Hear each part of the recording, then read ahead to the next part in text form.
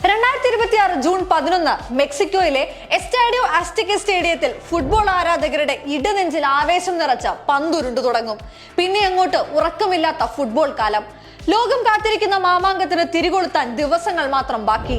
അപ്പോഴും ഉയരുന്നത് പ്രതീക്ഷകളെ തച്ചുടയ്ക്കുന്ന പ്രതിസന്ധികളും ആശങ്കകളുമാണ്. അമേരിക്ക, ഇസ്രായേൽ, ഇറാൻ സംഘർഷത്തിനും അത് വരുത്തിവെച്ച ആഗോള പ്രതിസന്ധിക്കും മധ്യേയാണ് ചരിത്രത്തിൽ ആദ്യമായി 3 രാജ്യങ്ങൾ സംയുക്തമായി ലോകകപ്പിന് ആതിഥേയത്വം വഹിക്കുന്നത്. അമേരിക്ക, കാനഡ, മെക്സിക്കോ എന്നീ രാജ്യങ്ങളിലായാണ് ലോകം കാത്തിരിക്കുന്ന കാൽപന്ത് കളിയുടെ മാമാങ്കം അരങ്ങേറുക. യുദ്ധസമാന സാഹചര്യങ്ങൾക്കിടെ ലോകകപ്പിൽ പങ്കെടുക്കില്ലെന്നായിരുന്നു ഇറാന്റെ ആദ്യ തീരുമാനം.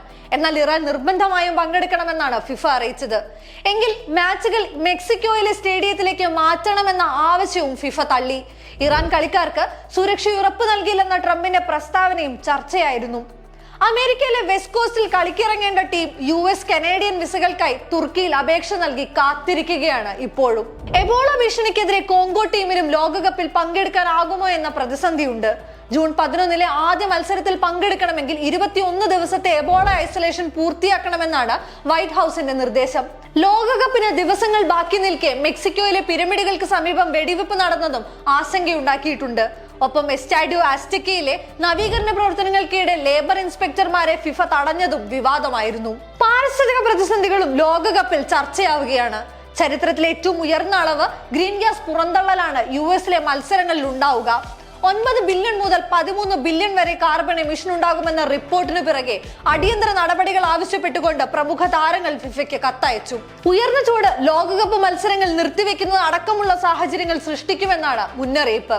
കൂടുതൽ വാട്ടർ ബ്രേക്കുകൾ നൽകിയും രാത്രികാലങ്ങളിൽ മാത്രം മത്സരങ്ങൾ സംഘടിപ്പിച്ചും കളി നടക്കുമെന്ന് ഫിഫ പറഞ്ഞെങ്കിലും ഫുട്ബോൾ താരസംഘടനയായ ഫിഫ്പ്രോ പ്രതിഷേധവുമായി രംഗത്തെത്തിയിരിക്കുകയാണ്. ഇതിനെല്ലാം പിറകെ വെല്ലുവിളി ഉയർത്തുന്നത് ടിക്കറ്റ് നിരക്കാണ്.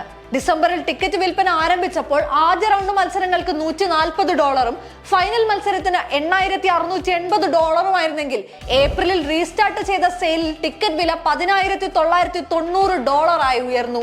10,50,000 രൂപ. എന്നാൽ പ്രതീക്ഷിച്ചതുപോലെ ടിക്കറ്റുകൾ വിറ്റുപോയിട്ടില്ലെന്നാണ് റിപ്പോർട്ടുകൾ. യാത്രാ ചെലവ് 12 മടങ്ങായാണ് ഉയർത്തിയത്. $12 വിലയുണ്ടായിരുന്ന ടിക്കറ്റിന് $150 വില. സാധാരണക്കാരായ ജനങ്ങളെ ഗ്രൗണ്ടിന് പുറത്തു നിർത്തുന്ന നടപടിക്കെതിരെ പ്രതിഷേധം ശക്തമാണ്. കനത്ത സുരക്ഷാ പ്രതിസന്ധികൾക്കും പ്രതിഷേധങ്ങൾക്കും ഇടയിലാണ് ഇത്തവണ ഫുട്ബോൾ ലോകം ബൂട്ടണിയുന്നത്. കാലുകളിൽ താളം നിറച്ച് താരങ്ങൾ കുതിക്കുമ്പോൾ നെഞ്ചിൽ പെടപ്പ് നിറയ്ക്കുന്ന ആശങ്കകളാണ് ചുറ്റും നിറയുന്നത്. അനിശ്ചിതത്വത്തിന്റെയും ആശങ്കകളുടെയും ഇടയിൽ നിറം കെട്ടുപോകുമോ ലോകകപ്പിനെന്ന് കാത്തിരുന്ന് കാണാം.